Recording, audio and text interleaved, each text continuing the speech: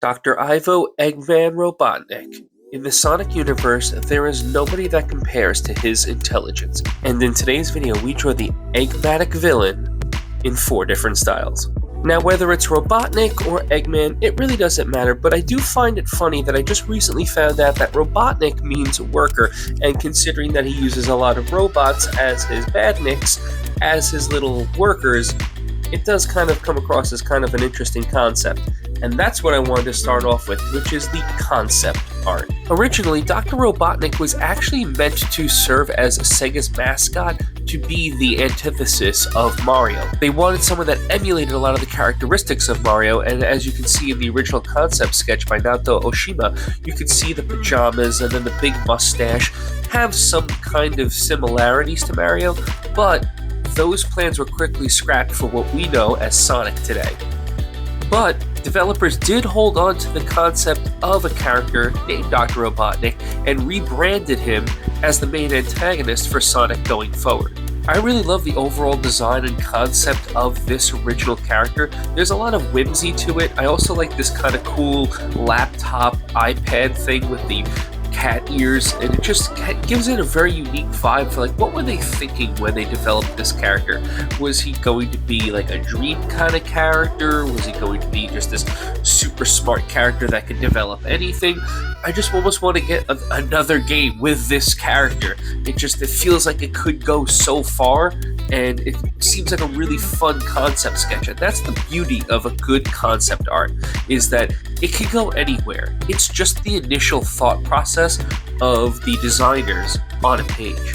And that's what I really wanted to execute in this particular quadrant. I really wanted to showcase the very quick, rapid nature of a concept art.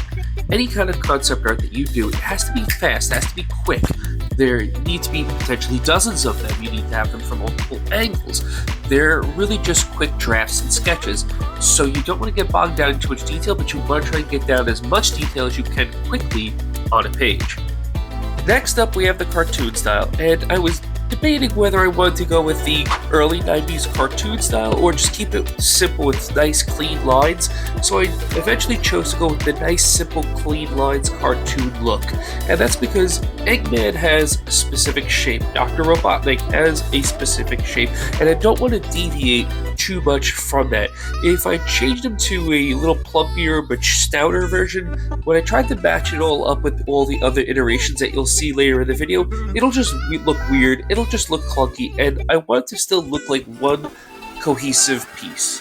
And next we have the realistic style, and for this particular side, I wanted it to look like the Jim Carrey version in the movie, but I also once again wanted it to look like the cartoon of Dr. Robotnik.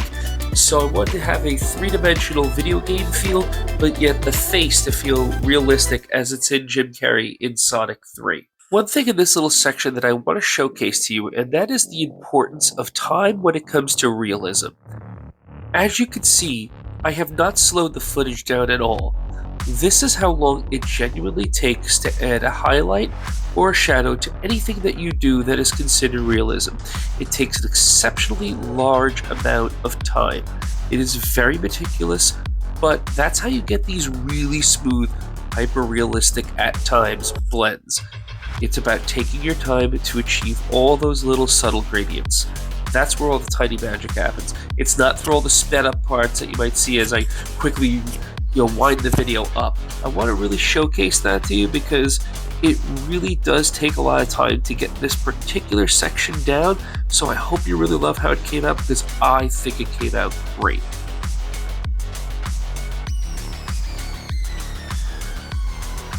Before we get any further in the video, if you do like this content, please do me a favor, hit that like button, hit that subscribe button. If you like seeing me create different versions of your favorite characters, whether it's Hazbin Hotel, Sonic, or any other iteration of character you can think of, then you'll love this channel, and I please ask you to hit that subscribe button.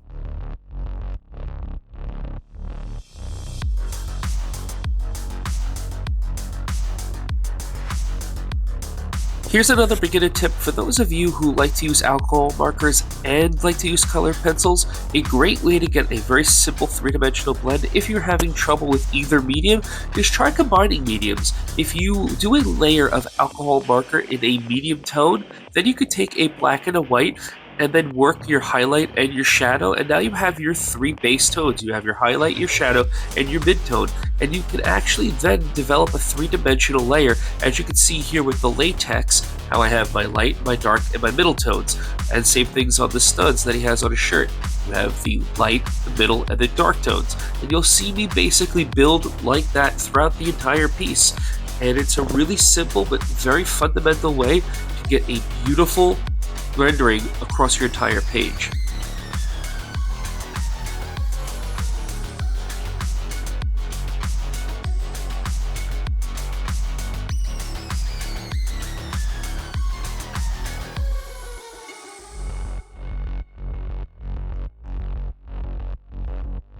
Another final tip for realism, and it's going to be showcased here in the gloves, is working gently in layers. I'm going to use the color pencils here very softly, and I'm going to use the gradient of the paper to give it a nice three-dimensional fuzz like how a glove naturally would. Cloth has a nice little pill to it, a fuzziness, and that's how I can achieve a really cool, simple effect, and that comes down to studying.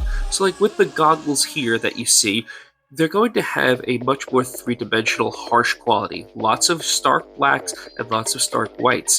When we study the elements of whatever we're drawing, then we'll actually be able to get a much better understanding of how to shade them and how to color them.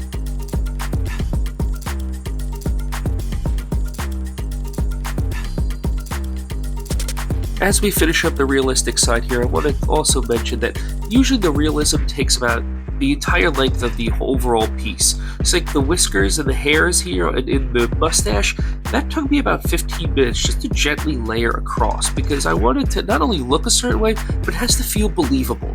So just realize that no matter what, if you're going to do anything realistic, it's just going to take a bit of time. And now, let's head on to the horror side. This might not necessarily come across as horrific, but it is going to be a really scary creature that I'm going to create. And because his name is Eggman, I went with an egg creature approach.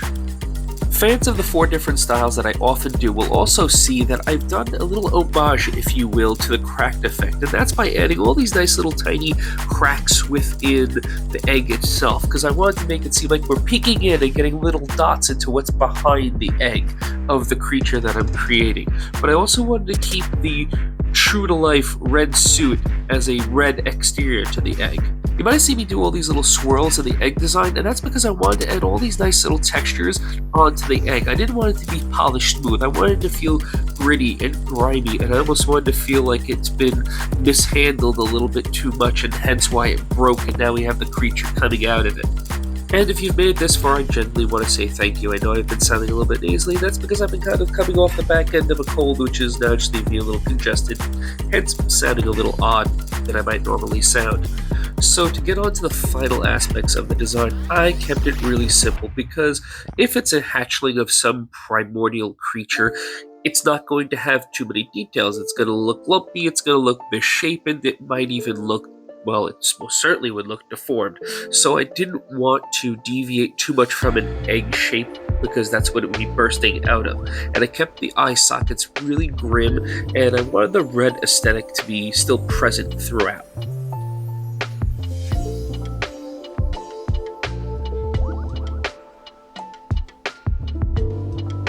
So now it's up to all of you to let me know which one you think is the best in the comments below. Do you like the realistic, the horror, the cartoon, or the concept sketch? Let me know which character you might want me to do in a future video, and as always, I'll see you all in the next video.